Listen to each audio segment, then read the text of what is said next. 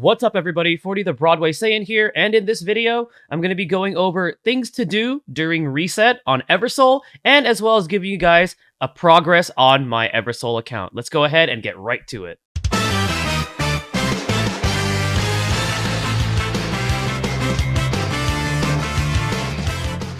Alright guys, before we go ahead and get started with the video, I want to remind you guys that if you enjoy what you see on this channel, be sure to hit that subscribe button and turn on that notification bell. That way you guys are not missing out on future uploads. Leave a like on this video and comment down below letting me know your current progress on Eversoul. So in this video, I'm going to be going over a few tips on what you should be doing every time the server resets for Eversoul, and then I'm going to give you guys a bit of an account progress as far as my personal account goes. So at the moment of reset, you're going to get all your different logins, and depending on if you bought the monthly passes, you'll be getting the rewards from those. And the first thing that I like to do is I like to check my friends list. And why are we checking the friends list? Well, right here, we can receive hearts from our friends who also have logged in, and these hearts are useful because for every 100 hearts, we get to do a multi-summon on the friendship banner, and you can get epics from that friendship banner. I've actually gotten Prim from there when I did not have her, so that is a very, very cool feature. So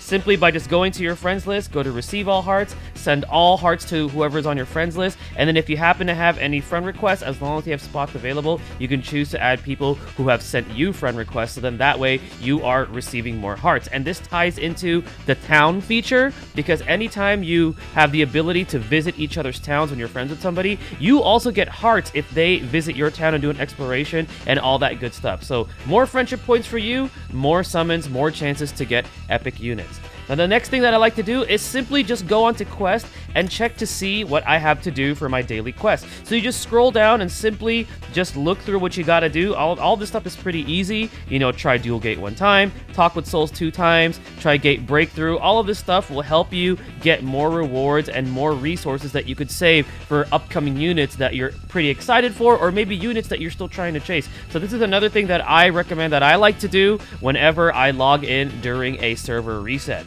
Next is I will go into adventure, because when the server resets, you'll have access to certain things on different dates, and that particularly applies to the gate breakthrough. So like right now, for example, upon the making of this video, it is Saturday for me. All the gates are open for me. Right now, all the gates are open for me, so I'm gonna have the opportunity to do all these different gates. Right now, this is my current progress on the specific gates, and every time you reach a certain level, you do get epic orbs, which again you could use to summon epic units. So be sure to check out in the adventure tab what you have available. Now, just a friendly reminder, in order to have access to the human-like, beast, fairy, and undead gate, you have to have beaten stage 835, which is one of the very first CP DPS checks in the game, so just keep that in mind. And if you guys are struggling with 835, I do have a video out on that on my YouTube channel that you could check in the Eversoul playlist. Now, the next thing that I like to do is I like to check if the dual gate is available. For me right now, it is, and then I just go by whatever my current CP is. So like for me, for example, I'll either go for stage 5 or stage 6, so then that way I can get those 600 mana crystals, which mana crystals are very, very important. That's what you use for leveling up your characters, and the higher the levels, the more mana crystals you're going to need. So be sure to also do your dual gate. Be sure to do your arena. Now, if you do your daily quest, you are given an additional arena ticket, so that gives you 6 challenges to be able to challenge the arena without having to dip into your Everstones. And then if you're a PvP person, you love PvP, even though this is technically not real PvP, then you could start spending your Everstones. I don't personally do that. I'm not trying to be number 1 like Mr. Artemis here, who I always see at number 1 in all of these different features of this game. But yeah, be sure to do your PvP. It is also part of the daily quest to do it once, and you get rewards for it. So why not do them, right? So that's another thing that you want to do. And then, and when you go into dungeon, right, this is another thing that you want to double check. You want to make sure that you run through Dimensional Labyrinth, and if you have the ability to do hero mode, be sure to do so. There is a trick to it. I will be making a video on that soon. There might be a video already out there by other content creators for this game on how to do it, but on my channel, I'll have it soon. But be sure to do this. Try to get as far as you can on Dimensional Labyrinth, and the reason why is because as you accumulate the currency, eventually you'll have enough to buy some of the better rewards in the Dimensional Labyrinth shop. The best reward is going to be Adrienne, which right now I am currently saving up for her. She costs 60,000 of the Dimensional Labyrinth currency, so it's going to take some time, but as long as you do this every day, every time there's a server reset, you're going to be good to go. You're going to be racking up those currencies for the Labyrinth currency, and then you'll be able to hopefully buy that Adrienne unit in the shop, provided you don't have her. I don't have her. I have been unlucky in trying to get her. And then Hall of Memories, this one, once you do the Crystal Cave, it looks like we gotta wait, so I can't really say that this is going to be a priority right now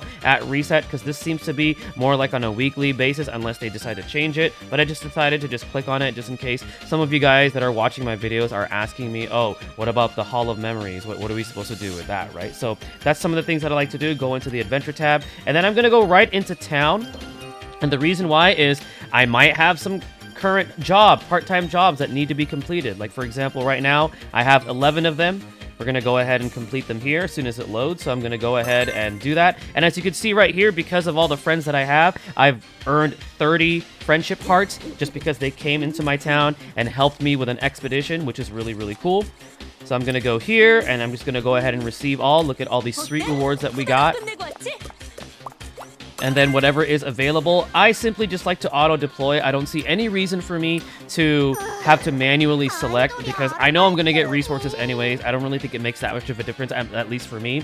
And then what I like to do is I go to Visit Town. So at reset, you're always going to have access to 4 expeditions. And these expeditions are used to gain more friendship hearts. So you pretty much pick 4 of your friends, you visit their town, you go in there, you kill like 10 monsters, and then you're given friendship summon points. So again, more chances to earn more points and also to get potential epic units in the friendship banner. And then the last thing that I like to do is I like to click on these little talk bubbles here, and I like to see who I could give gifts to, who I can go outings with, because believe it or not, when you unlock more love stories for characters and complete them, you're given summon tickets, and summon tickets are awesome because more resources to summon for characters. So be sure to get these done as well. But those are going to be a little bit of my tips for daily reset whenever the server does reset, you know, giving you guys an idea of what I like to get done. So then that way, you know, my progression is good and I'm able to continuously build resources, make my characters powerful, and also have access to resources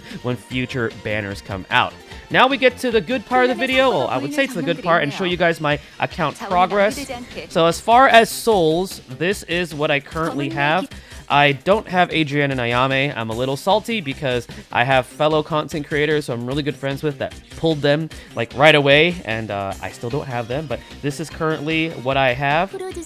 As far as like the units that exist, I'm still missing Haru, but I have everybody else. And then as far as like my actual roster goes, these are the characters that I have at Legend or Legend Plus. So I have 3 characters at Legend Plus, which is Lindsay, Jacqueline, and Ira. And then I have Catherine, Vivian, Jade, Prim, Flynn, and Talia at Legend.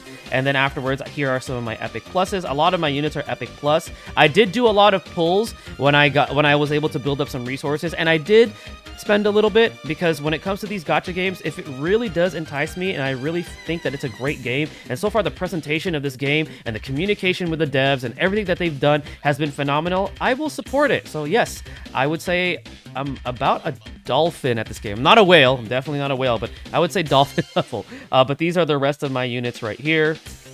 I have some dupes that I have to take care of and get them all ascended up so I could use them as materials. I have 3 Epic Plus Mephistopheles. Unfortunately, I don't have any other Epic Plus human units right now, so I gotta keep those at hand. Remember, dupe epics.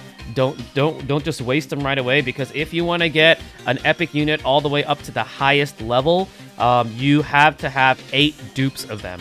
So 8 dupes are needed. So hang on to your dupes for your epics, but for the other units, just go ahead and go to town and just use whatever you can, because you want to be able to, you know, rack up as many of your epics and make them as strong as possible, getting them to like a higher rarity, increasing their level cap, increasing their CP. So that's the progress I'm at right now. And then as far as Battleground or Battlefront goes, I've been calling it Battleground. I think that's a habit of mine since I used to play World of Warcraft. I'm currently right now at 1016. I know that I'm approaching, 1040. It's supposed to be like the next challenge in this particular Battlefront. So Hopefully I'll have a video out on that one when I'm actually able to do it. But that's going to be my account progress. I am also at level 60, and I also am the leader of my own guild, which I am very proud of. I'll show you guys my guild right now.